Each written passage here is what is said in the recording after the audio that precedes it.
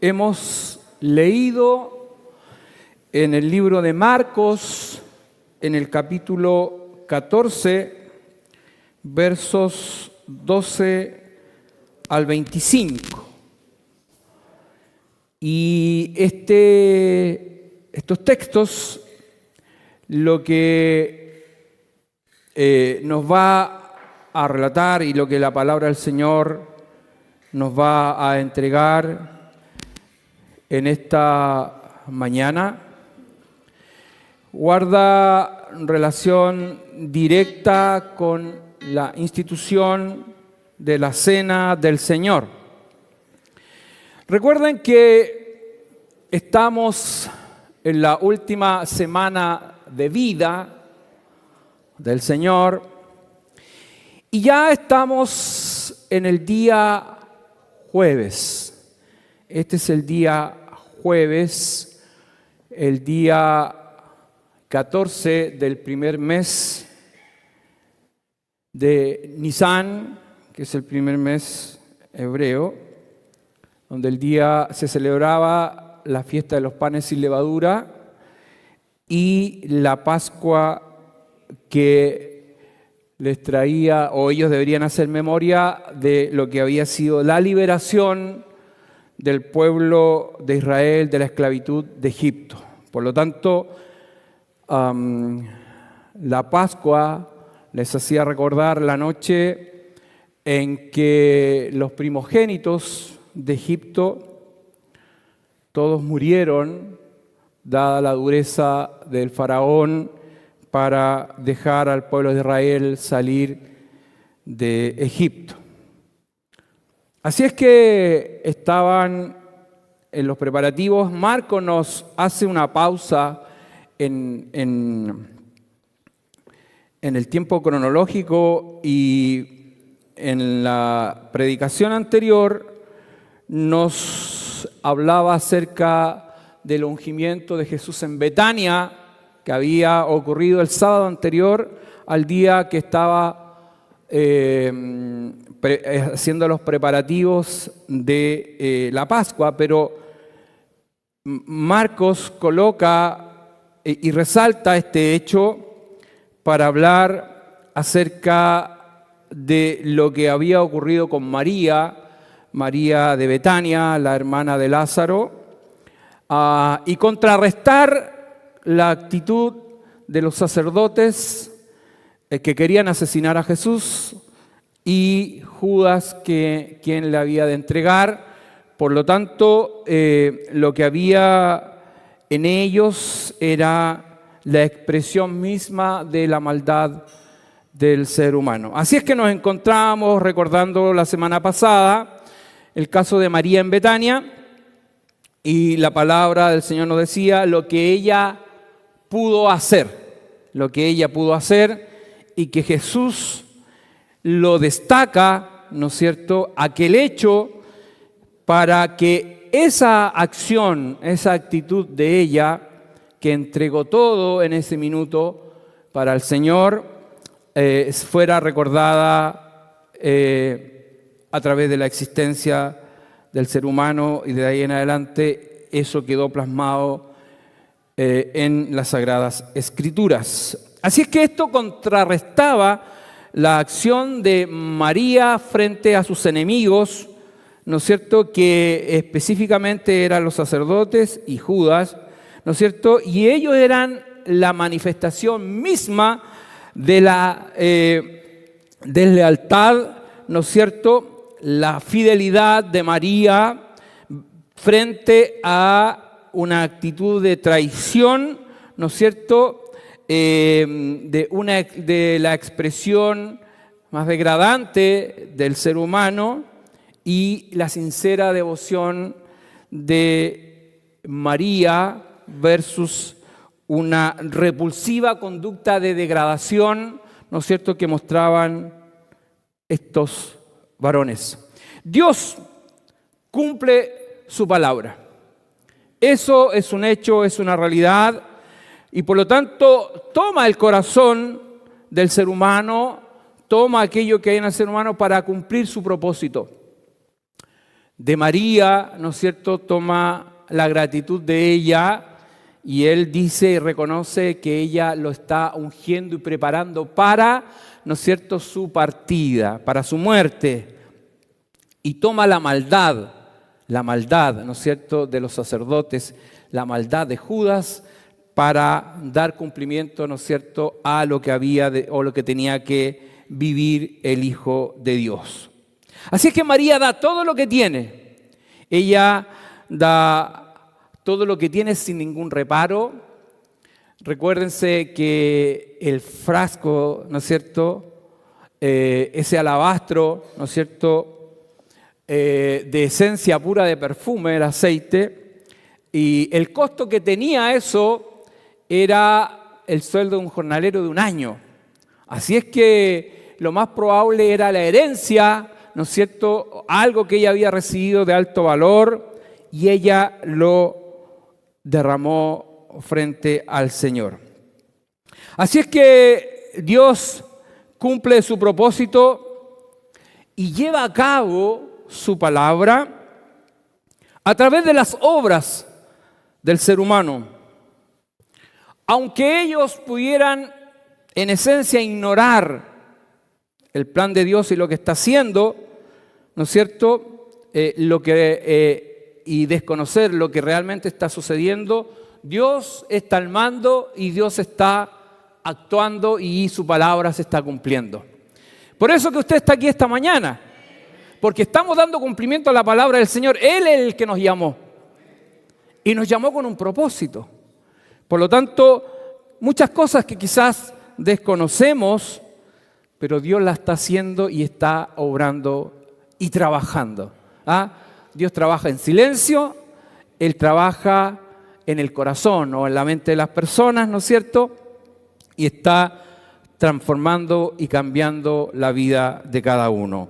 Así es que nos encontramos en esta mañana con esta palabra, donde si bien es cierto, yo no he leído, ni nuestro hermano Carlos tampoco, los versos 10 y 11 de este texto, pero ahí lo que está relatando finalmente en esos versos es el ofrecimiento, es Judas, ¿no es cierto?, que hay maldad en su corazón, amor al dinero, que es la raíz de todos los males. Y no es que el dinero sea malo en sí, sino que el amor al dinero lo llevó, ¿no es cierto?, a traicionar a su maestro. Y por lo tanto lo que relata es que él llega a una convención y a un acuerdo con los sacerdotes, quienes en primera instancia habían dicho no vamos a hacer nada durante la fiesta, ¿no es cierto?, porque eso alteraría el orden de la comunidad que venía a celebrar la fiesta, ¿no es cierto?, de los panes sin levadura y la Pascua. Pero se les abre una oportunidad que un mismo discípulo, ¿no es cierto?, va y le ofrece entregarles a Jesús, pero era un negocio corrupto, por cierto, y pactan 30 monedas de plata, que ahí también se está cumpliendo lo que la palabra del Señor dice acerca de esto, de que el Señor sería vendido por 30 monedas de plata y que eso equivalía a la indemnización, en la historia, a la indemnización que se hacía por un esclavo que era que cuando era dañado por algún animal le habían pegado con los cuernos, porque como trabajaban en la tierra los esclavos, y si algún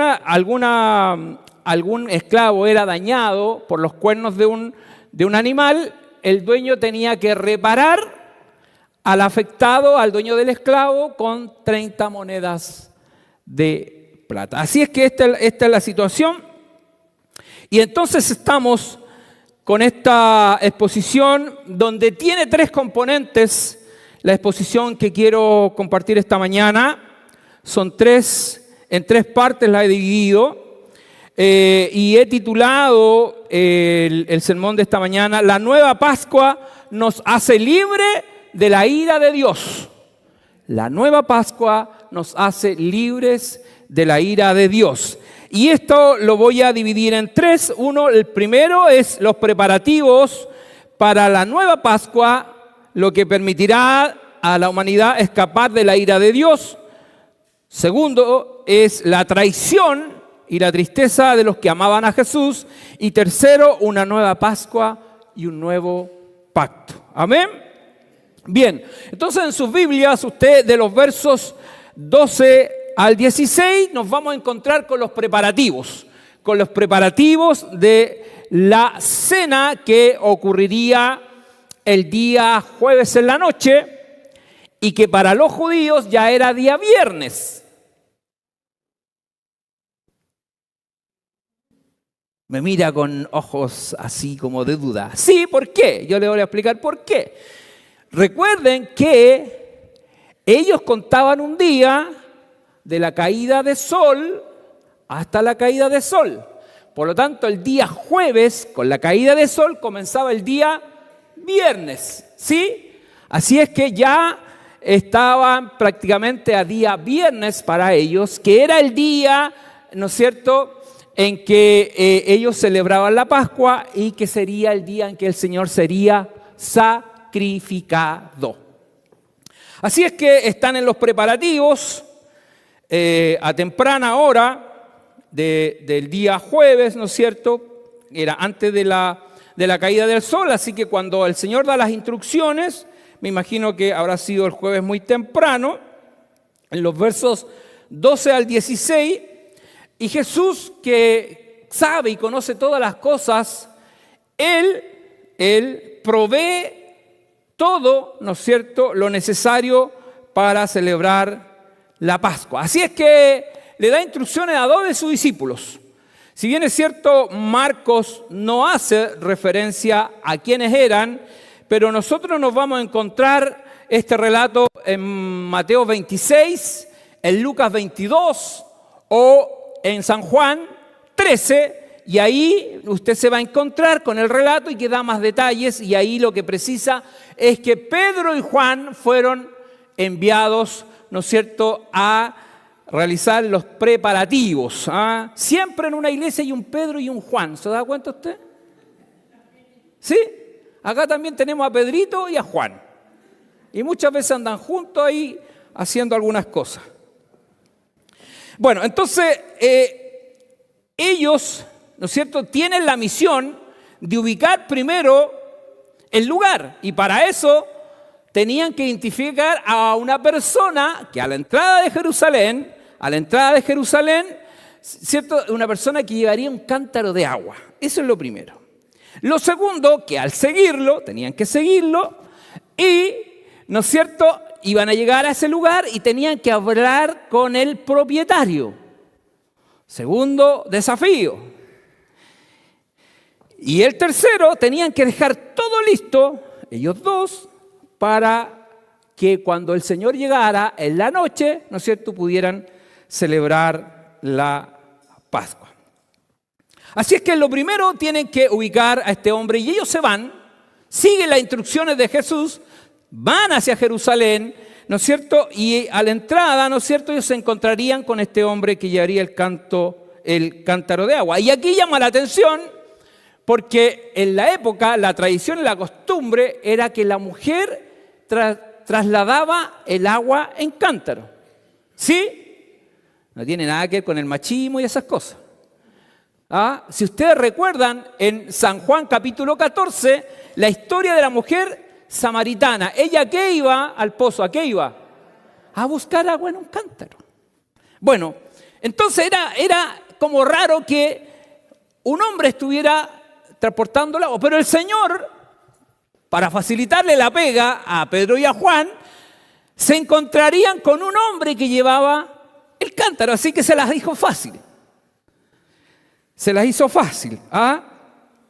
Así es que no sería difícil entonces esa primera parte. Y así es como ocurre. Ellos van y justamente a la entrada de Jerusalén se encuentran con un hombre llevando un cántaro de agua. Así es que comienzan entonces a seguirlo. Luego tenían que hablar con el dueño, una vez que llegaran al lugar, tenían que hablar con el dueño de Gaza, si era donde el Señor había dicho había que celebrar. Entonces, de acuerdo a los investigadores y a los comentarios bíblicos, se dice que cuando los maestros, algunas familias, tenían que realizar esta ceremonia que era sagrada, y por lo tanto, si iban y alguien tenía un lugar, un espacio lo suficientemente grande como para albergar a varias personas, de manera espontánea y natural ellos cedían estos lugares de manera gratuita. Así es que no era sorpresa entonces que al identificar a este dueño de casa y las palabras que le tenían que decir, recuerden que tenían que decir que el maestro, ¿no es cierto?, solicitaba dependencias para celebrar la Pascua. Así es que el lugar entonces era el adecuado. Dice la Sagrada Escritura que había, ¿no es cierto?, un aposento alto, era como en la parte alta de la casa, y en ese lugar era ideal para conversar, para la comunión, para meditar, para orar y cantar. ¿Ah? Era lo que ocurrió después en esto. Así es que todos estos hechos comienzan a ocurrir cuando estos dos varones van hacia la ciudad. ¿Ah? Recuérdense que Jesús era 100% humano, ¿sí? Pero también 100% hijo de Dios, ¿sí?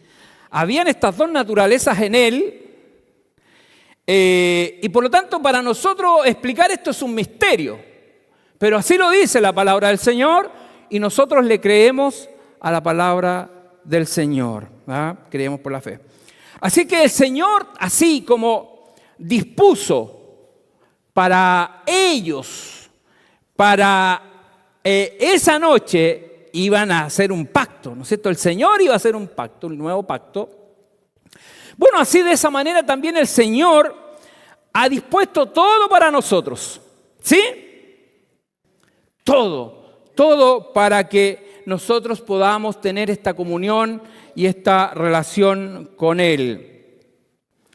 Y vamos a ver que de la misma manera como Él se reunió con los discípulos, también Él sigue, ¿no es cierto?, teniendo este espacio y esta intimidad con cada uno de nosotros, ¿no es cierto?, para todos los escogidos del Señor, ¿no es cierto?, para tener esta comunión y esta intimidad. Así es que el lugar estaba predispuesto, el acuerdo estaba cerrado, el dueño de casa había ya dado su visto bueno, así que estaba todo disponible y preparado para el gran momento que ocurriría la noche del día jueves, que para ellos ya era el día bien, ¿no es cierto?, en que se celebraba la Pascua. Así es que pasamos entonces al momento de la celebración misma. Y es el segundo punto que yo quiero compartir con ustedes, y eso lo encontramos en los versos 17 al 21. Y aquí ocurren varias cosas, pero lo que destacan este texto es la traición de uno de sus discípulos, ¿no es cierto?, y la tristeza de aquellos que amaban a Jesús, en los versos 17 al 21. Y fíjese que Juan, en el capítulo 13, da varios detalles de lo que ocurre esa noche. Destaca otras cosas que ocurrieron esa noche. En el capítulo 13, San Juan capítulo 13, del verso 1 al 20, Juan da detalles de lo que ahí ocurre. Y una de las cosas que ahí destaca es el lavamiento de pies, al lavar los pies, ¿no es cierto?, a los discípulos. Era jueves entonces la noche. Jesús, dentro de las cosas que Él hace y va a enseñarles, porque cada acción que Jesús hacía tenía un propósito. No era casualidad, no, tenía un propósito y Él quería enseñar a sus discípulos. Así es que lo que hace es, entonces, dice que él tomó una toalla, un labrillo, ¿no es cierto?, que era una especie de recipiente o con lo que nosotros conocemos como lavatorio, ¿ya?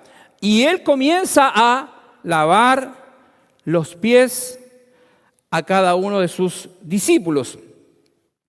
Y lo que el Señor quería enseñarles en esta parte, en esta noche, una de las cosas que Él, siendo el Señor de ellos, siendo su maestro, tenía esa condición de servidor, de siervo.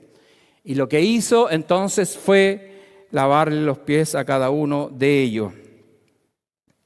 Fíjese que en esa instancia en que le toca a Pedro, y Pedro, su reacción fue: no, Señor, ¿cómo tú me vas a lavar los pies? No.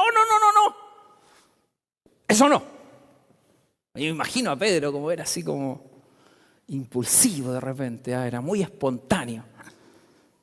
Y bueno, pero Jesús le dice, a ver, si yo no te lavo los pies, no tendrás parte conmigo. Y la reacción de Pedro es ahora: Señor, lávame entero, porque yo quiero estar contigo. Quiero estar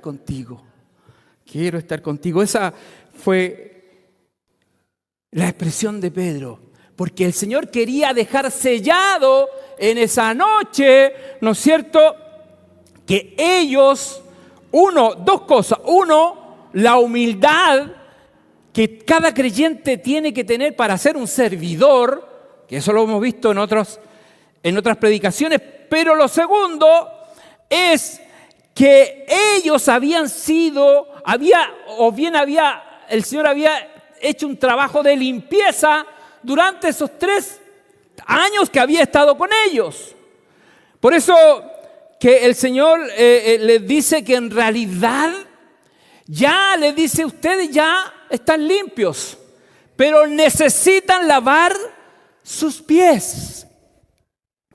Entonces, cuando Él está diciendo esto, nosotros vamos a recordar cuando Jesús les habló acerca de la parábola de la vid verdadera. ¿Sí? Cuando Él termina el relato y de esa parábola, dice: vosotros estáis limpios, ¿por qué? Por la palabra que yo os he hablado. Por lo tanto, la palabra del Señor en 11 de 12 hizo lo que tenía que hacer. Así es que lo que el Señor en esta oportunidad está tratando con los discípulos, diciéndoles que ellos deben ocuparse de mantener sus pies limpios. Limpio, ¿no es cierto? Es decir, mantenerse permanentemente pegado a la vid, escudriñando las Sagradas Escrituras, porque de esa manera cualquier impureza, cualquier contaminación, ¿no es cierto?, la podrían limpiar con la palabra del Señor, con las Sagradas Escrituras. Y eso es lo que estamos haciendo esta mañana, ¿no es cierto?, que el Señor esté lavando nuestros pies con su hermosa palabra. Amén. Así es que dentro de lo que ocurre esa noche, Juan da señales entonces acerca de esto, de lo que detalles que no incluyen los otros libros. Y luego entonces viene el momento más complicado, ¿no es cierto?, y más difíciles, porque en los versos donde hemos leído la parte de la traición, ¿no es cierto?, Jesús expone, señala, mientras ellos están comiendo, están reclinados en la mesa. Ya nuestro hermano Carlos el domingo pasado nos explicó de la forma como era la costumbre y la tradición de comer de ellos. No es como lo pinta Miguel Ángel, que están todos sentados a la mesa, ¿no es cierto? Hay un camarero sirviendo. No. Ellos están reclinados, dice, colocaban como unas cosas en el piso donde inclinarse y comían, así celebraban la cena. Así es que, bueno, estaban en medio de esa situación y Jesús expresa lo siguiente: uno de ustedes me va a traicionar. ¡Wow! Ese anuncio de Jesús, esas palabras de Jesús, ¿no es cierto?, generaron en ellos, hubieron 3 reacciones que nosotros nos vamos a encontrar, porque imagínense, 3 años el Señor los había llamado, habían disfrutado de la misericordia de Dios, habían visto los milagros, habían sido alimentados por el Señor, habían experimentado que en Él había algo extraordinario. Sabían que era el Hijo de Dios, que era el Mesías. Por lo tanto, cuando escuchan estas palabras, ¿no es cierto?, surge lo primero de ellos en un cuestionamiento interno, una examinación. Ellos se confunden, ¿no es cierto?, los que amaban a Jesús. Es como decir: no soy yo, ¿verdad? Señor, no soy yo. Me queda la duda ahora. Esa fue la reacción de los discípulos, excepto, ¿no es cierto?, ¿de quién? De Judas Iscariote. Luego viene la segunda reacción, que si bien es cierto, no lo relata de esa manera Marcos 14, pero usted lo puede revisar en Mateo 26, en Lucas 22 o en Juan 13, y se va a encontrar que la pregunta repugnante, de una falsedad total. Recuérdense que los versos 10 y 11 de Marcos 14, Judas ya había hecho un pacto. Había recibido 30 monedas de plata. Él había ya fallado. Él había vendido ya al Señor. Lo había traicionado. Así es que las palabras de Jesús para él no eran sorpresa. Pero estaba con sus compañeros. Así es que tiene que reaccionar. Y le dice: no soy yo, ¿verdad, Rabí?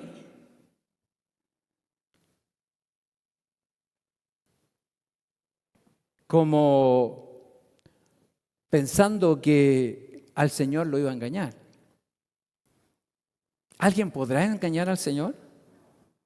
Él conoce todas las cosas. Él sabe todas las cosas. Nadie puede engañarlo. Así es que él, como los demás, todos reflexionaron y se hicieron la pregunta, es como que se quedó solo. Tenía que hacer algo. Y la pregunta media vacilante, ¿no es cierto?, fue la reacción de Judas. En Mateo 26, 25 quizás podemos leer un poco más detalle, donde se señala esto. Y luego viene la tercera reacción.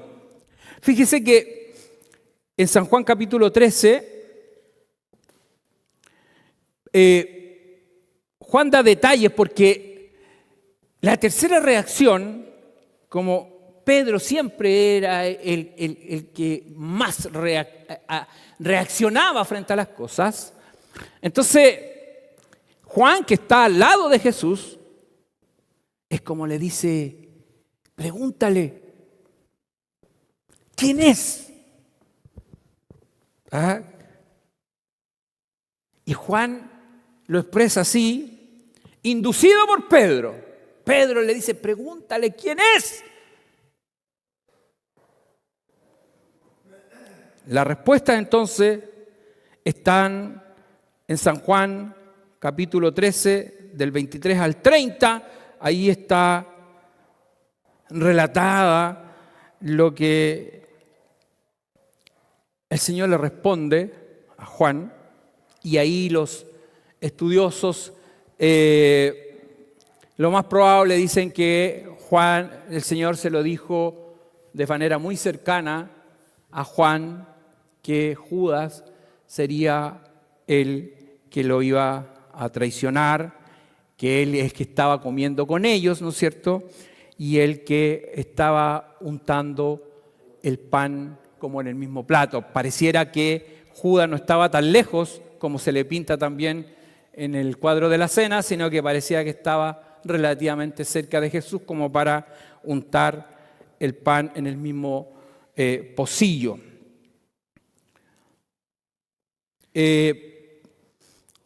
Según los estudiosos dicen que en un pocillo, en estos como que se preparan las pastas, estaban compartiendo algún tipo de, no sé, de mermelada, de algo así, entre frutos secos, miel de higo, cosas que ellos consumían y que estaban compartiendo y untando el pan, que era un pan sin levaduras. Así es que lo remojaban y comían. Y junto con eso, en el verso 20, nos habla de este personaje. Así es que dice San Juan 13, 25 y 16, Juan 13, 25 y 26, dice, Juan lo comenta así. Juan entonces, recostado cerca del pecho de Jesús, le dijo, Señor, ¿quién es? Respondiendo Jesús, a quien yo diere el pan mojado, aquel es. Y mojando el pan, lo dio a Judas Iscariote, hijo de Simón. Así es que la respuesta de Jesús que da en estos versos tiene varias connotaciones que yo quiero destacar en esta mañana, o ya tarde. Fíjese que cuando Jesús señala estas palabras de que uno de ustedes me va a traicionar, nos encontramos con una advertencia para Judas. Es una advertencia para Judas, para que él pudiera sopesar lo que iba a hacer o el pacto que ya había hecho. En el fondo Jesús le quiso decir, conozco tus planes, Judas. A mí nadie me toma por sorpresa. ¿Ah? Eso pareciera que lo que el maestro, ¿no es cierto?, quería señalarles en esta hora, en ese minuto, ¿no es cierto? Porque el Señor les revela de manera detallada, ¿no es cierto?, para poner sobre aviso a Judas, ¿no es cierto?, a esa hora ya era avanzada la noche, habían corrido algunas horas, ¿no es cierto? Y por lo tanto es como que le está dando el espacio para que fuera y devolviera las 30 monedas. Uno podría, ¿no es cierto?, hacer una conclusión como esa. Se lo está advirtiendo, le está diciendo, uno de ustedes me va a traicionar. Es como Juan Pablo dijo por ahí, dame un chance. ¿Ah? El Señor le está dando una chance a Judas. Lo segundo de esto, estas palabras de Jesús, esta expresión de Jesús, hace que ellos fijen la atención en la profundidad del sufrimiento de Jesús que tenía que pasar. Ya estábamos muy cerca, eran un par de horas para él enfrentar el mayor sufrimiento y la traición, ¿no es cierto?, y la humillación a la cual sería expuesto nuestro Señor Todopoderoso. Como tercera situación en la que el Señor en estos versos quiere señalar Quería mostrarle a ellos que Jesús estaba totalmente al mando y al control de todas las cosas. Nada sería sorpresa. Nada sería para Jesús para sorprenderle, porque todo estaba escrito en las Sagradas Escrituras. Así el Señor, Dios, lo había establecido. Al Señor esto no lo cogió por sorpresa. Y eso quería que ellos supieran y lo tuvieran claro. Y cuarto, esta expresión de Jesús, lo que provocó en ellos la oportunidad de autoexaminarse, de mirar su condición, sus pensamientos, sus reacciones, el tiempo que habían estado con Jesús, ¿no es cierto?, para poder concluir cuál era la actitud de ellos frente a Jesús. ¿Cuál era su actitud? Recuérdense que Jesús moriría ese día viernes, ¿ya? Ese día viernes que ya lo estaban viviendo ese jueves por la noche. Lo que el Señor finalmente quería llevar a una reflexión profunda, que los discípulos debían reflexionar acerca de esta solemne declaración que el Señor está haciendo para que ellos pudieran comprender lo que significaría la muerte del Hijo de Dios. Y que esto no significaba un triunfo de los enemigos, de ninguna manera, sino que era la realización del plan soberano de Dios y de la gracia de Dios para traer victoria a la humanidad. Eso es lo que el Señor quería que ellos entendieran. Sin embargo, en ningún lugar de las Sagradas Escrituras, ni la predestinación, ni la profecía, ¿no es cierto?, anulan la responsabilidad humana de sus actos. Judas era totalmente responsable de la decisión que había tomado. ¿Sí? ¿Cuál era el problema de él? Él amaba el dinero. Estuvo 3 años con Jesús, pero nunca puso atención a las palabras de Jesús. Siempre para él hubieron otras cosas prioritarias que aprender del maestro. Se le dio un rol importante. Era el hombre de las finanzas. Era el que proveía para todos los gastos del Señor. Aún así, teniendo esa cercanía y esa responsabilidad, nunca fue prioridad en su vida las enseñanzas de Jesús, ni menos el temor a Dios. Eso nos lleva a nosotros, ¿no es cierto?, a reflexionar y pensar qué es lo prioritario en mi vida y en su vida. ¿Qué lugar tiene el Señor para usted y para mí? Porque recuerden que esta palabra es para nosotros, ¿o no? Sí, es para nosotros. ¿Qué lugar tiene el Señor en tu vida y en mi vida? Esa es la reflexión que el Señor llevó a los discípulos, ¿no es cierto? Para nosotros también. ¿Cuál es el lugar que le hemos dado al Señor? ¿Qué importancia tiene el Señor en nuestra vida?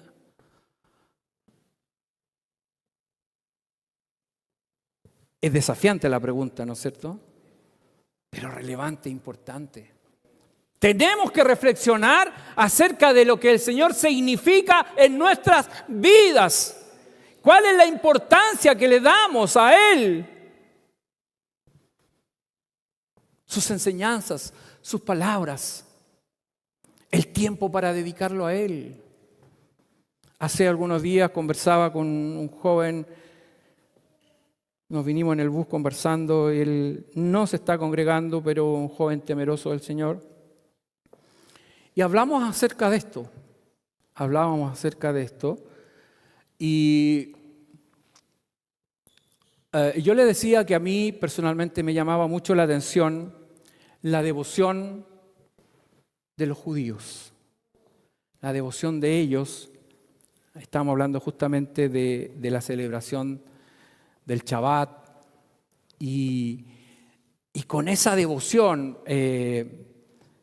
a pesar de que ellos, muchos, todavía esperan al Mesías, pero muchos de ellos son temerosos de Dios.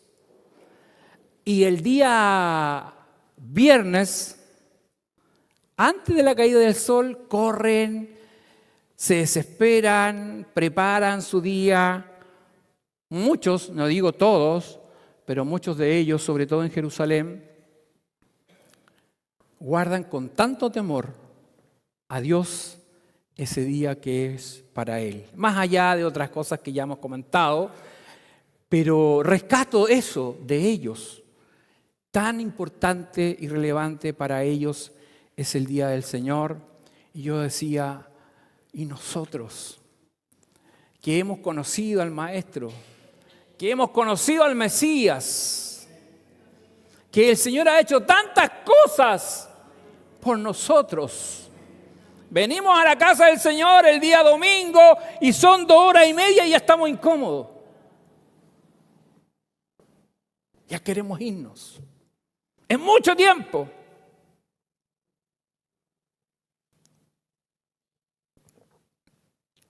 Pero el Señor nos llama a reflexionar hoy día, ¿sí?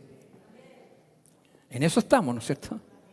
La palabra del Señor nos tiene que hacer reflexionar acerca de nuestra relación y nuestra intimidad con Él. Así es que el Señor, junto con expresarles a ellos lo que tenía que enfrentar, estaba este dolor, ¿no es cierto?, como el Hijo de Dios, porque sería traicionado. Así es que eso deja la culpa en el traidor, ¿no es cierto? Y la expresión de Jesús dice que tal personaje le era mejor no haber nacido. Qué tremendo, qué terrible. El ser humano es responsable de sus actos. ¿Sí? Somos totalmente responsables de nuestros actos y damos gracias al Señor porque Él ha tenido de nosotros misericordia. Damos gracias al Señor por eso. Así es que pasamos a la tercera parte de este mensaje, que es una nueva Pascua y un nuevo pacto. Porque esto es lo glorioso y este es la buena noticia o lo más grande que van a recibir esa noche los discípulos en esa intimidad con el Señor. En esa cena fue instituida, ¿no es cierto?, lo que debíamos hacer en memoria de Él, ¿no es cierto?, y recordar también la Iglesia de Cristo, su sacrificio y su muerte por cada uno de nosotros. Así es que este pacto nos permitiría abrazarnos de Él y esperar el día glorioso en que el Señor va a venir por su iglesia y va a venir por su pueblo. Así es que en los versos 22 al 25 nos encontramos con este momento especial, con una instancia en que el Señor va a sellar el pacto o el nuevo pacto con la humanidad y con todos aquellos que serán salvos. Y aquí Él dice, como muchas veces Él usó diferentes ejemplos, ¿no es cierto?, Él parte el pan y le dice, este es mi cuerpo que por vosotros es entregado. ¿Sí? Y luego les dice y toma la copa. Según los estudiosos, dice que en la cena se tomaban 4 copas en diferentes instancias al momento de la cena. Y aquí Jesús está tomando la tercera copa. compartida con todos, y les dice: esta es mi sangre del nuevo pacto. Verso 24 que hemos leído en Marcos 14. Fíjese que en reiteradas oportunidades Jesús usó parábolas, usó el cuerpo humano para representar algunas cosas, la agricultura, ¿no es cierto? Y en este caso, ¿no es cierto?, la misma situación del Cordero Pascual que habían celebrado con la salida de Egipto, también lo está comparando con lo que va a ocurrir con él. Porque esa situación fue un prototipo de lo que iba a ocurrir con el Hijo de Dios, el Cordero de Dios que quita el pecado del mundo. Así lo dijo Juan. ¡He aquí!, dijo, cuando se acercaba a Jesús, el Cordero de Dios que quita los pecados del mundo. Así es que el Señor hace esta relación del sacrificio pascual con lo que estaba ocurriendo en ese minuto en la cena. Y el Señor siempre usó ejemplo. Él dijo, en otra oportunidad dijo: yo soy la vid verdadera, ¿no es cierto? Y mi Padre es el labrador. En otra oportunidad dijo: yo soy la piedra angular que los hombres desecharon. También dijo: yo soy la puerta. ¿Sí? También dijo: yo soy el pan de vida. Yo soy el agua que salta para vida eterna. El que bebiere de esta agua nunca más tendrá sed. Así es que todos esos ejemplos Jesús nos va dando para decirnos que Él es el que nos sustenta en toda circunstancia y en toda situación. Yo soy el camino, dijo, yo soy la verdad y yo soy la vida. Y nadie viene al Padre si no es por mí. Así que Jesús es el único mediador entre Dios y los hombres. No hay nadie más. Como muchos quizás han querido decir que todos los caminos conducen a Dios. Hay canciones, los Beatles, por ejemplo, Hare Krishna. No, el único camino que conduce a Dios es Jesucristo. Así que Jesús tomó el pan y el vino, ¿no es cierto?, que representaban lo que ocurriría con él. Su sangre derramada en la cruz sería el sello que nos nos daría la garantía, o se me traba la lengua realmente, para, ¿no es cierto?, sellar esto. Fíjese que el pacto anterior que hizo Dios con su pueblo era un pacto bidireccional. ¿Por qué? Usted me va a pregúnteme por qué. ¿Por qué? Porque Dios estableció la ley, ¿no es cierto? Y habían aquel que cumplía la ley, ¿no es cierto?, dice que viviría por ella. Es decir, sería eterno y gozaría el bien de Dios. Y luego el ser humano tenía que cumplir la ley. Es decir, era bidireccional y el que no la cumplía estaba aún mal. Fíjese que en este pacto no es bidireccional. El Señor pagó el precio, Él firmó por ti y por mí. Él cargó en la cruz nuestros pecados y por Él hemos sido lavados y redimidos por la sangre del Cordero. Hoy día eres hijo del Dios Altísimo. Por misericordia. Solamente por misericordia. Solamente por misericordia. A diferencia de lo que ocurría en otras casas esa noche que estaban comiendo el cordero pascual, porque habían hecho, ¿no es cierto?, tenían que hacer un cordero perfecto y tenían que asarlo y comerlo todo. Aquí en la cena no había cordero, porque el cordero era Cristo, el Señor. Y ellos estaban experimentando con lo que el Señor le estaba diciendo: comed este pan porque este es mi cuerpo. Bebed de esta copa de vino porque esta es mi sangre que por vosotros es derramada. Esta es la sangre del nuevo pacto.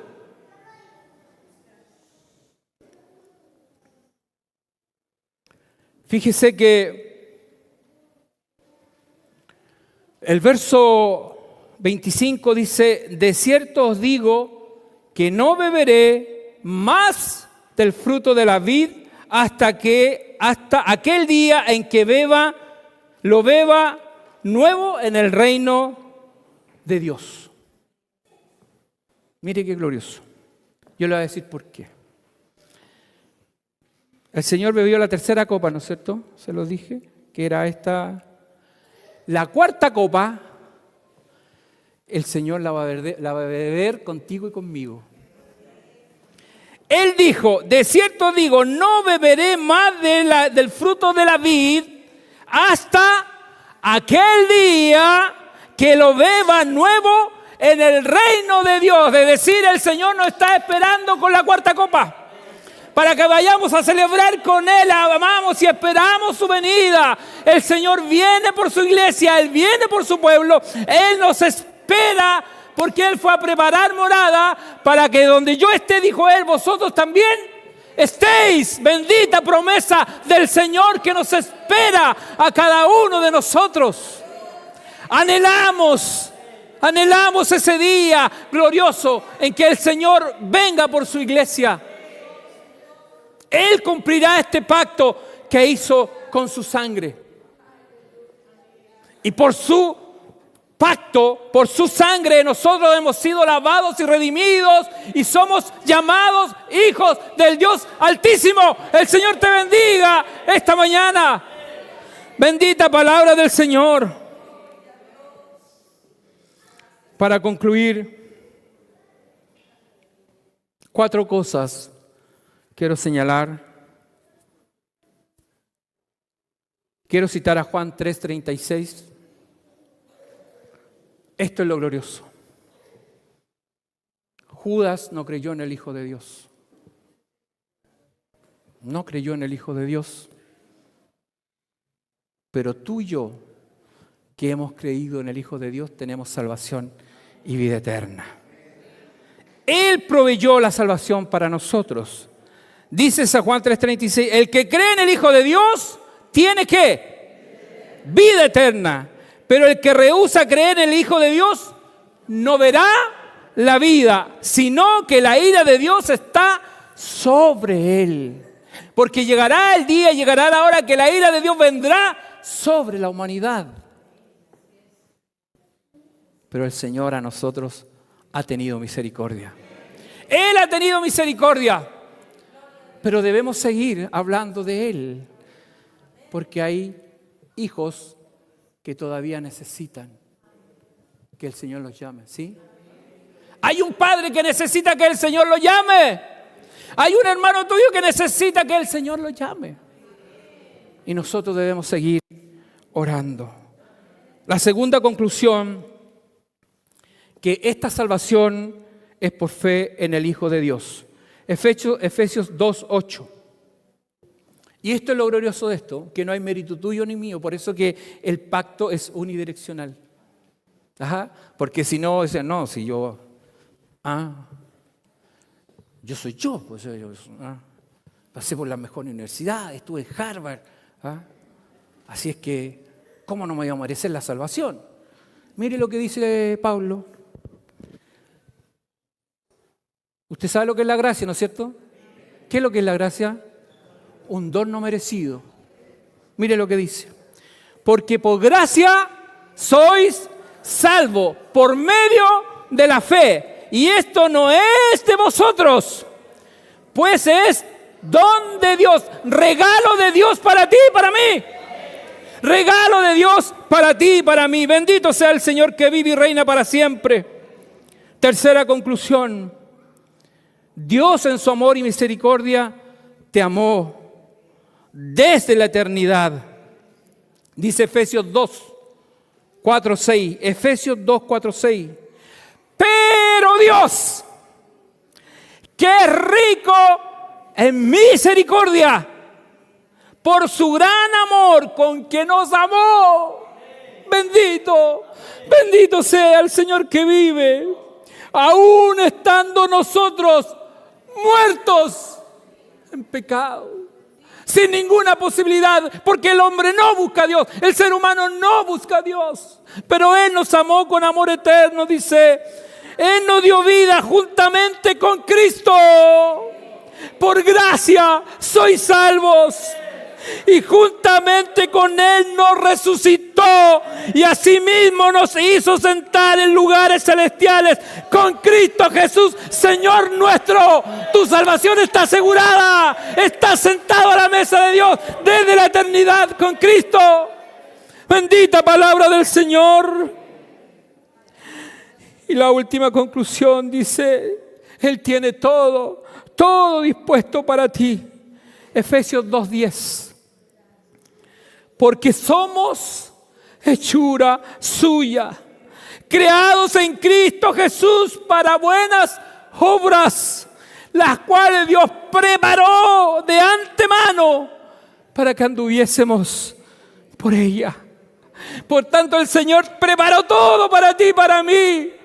Su gracia es tan grande que nos hizo todo. Estamos totalmente subsidiados.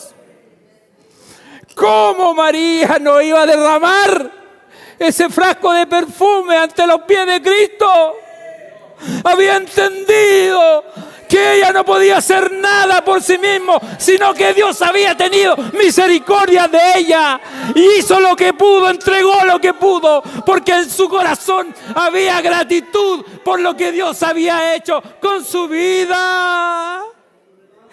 Bendita palabra del Señor. Vivamos con gratitud nuestra liberación. Vivamos con gratitud lo que el Señor ha hecho por ti y por mí, porque Él nos ha rescatado de tinieblas a su luz admirable. Él te ha hecho libre. Ven a Cristo antes que sea tarde para ti. Si hay alguien que no conoce a Cristo, que no ha abierto su corazón, ábralo hoy.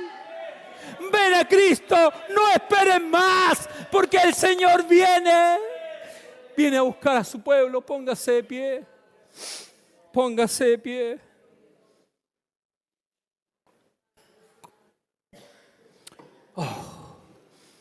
Demos gracias al Señor por este don, por su gracia, que es un don no merecido, pero que hoy nos pone en un lugar especial.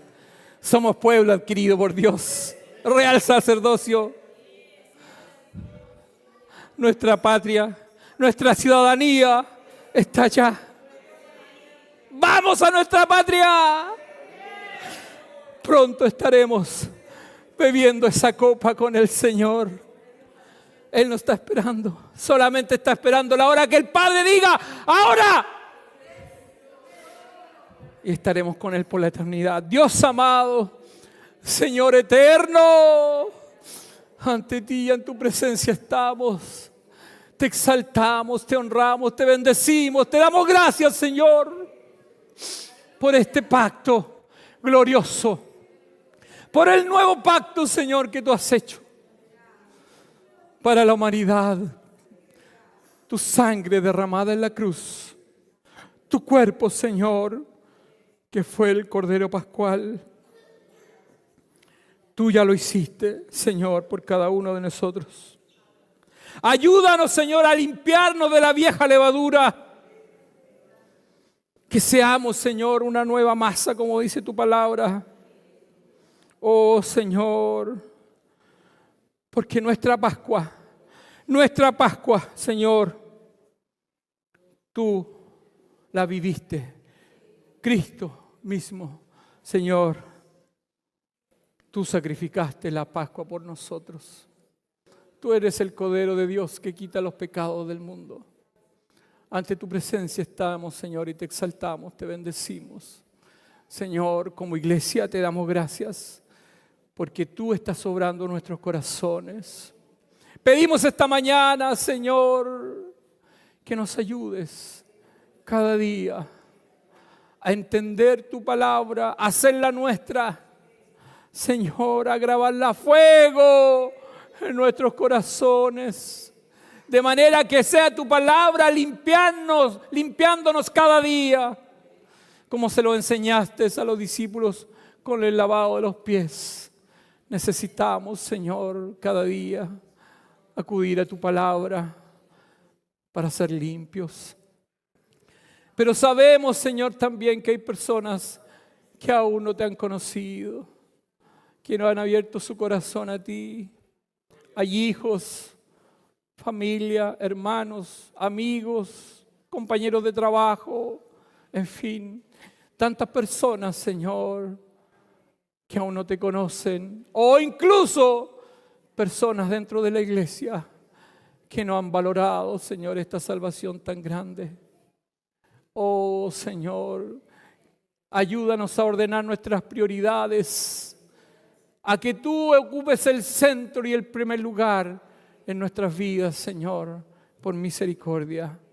Te exaltamos, te bendecimos, te honramos esta mañana, porque entendemos que solamente por gracia somos salvos por medio de la fe en Jesucristo. Esto no es de nosotros, sino todo, Señor, lo has provisto tú. Gracias en esta mañana, bendice a nuestra iglesia, Padre, y a todos los que nos están viendo de sus hogares, que esta palabra haga vida en sus corazones. Padre, te lo pido en el nombre de Jesús. Amén.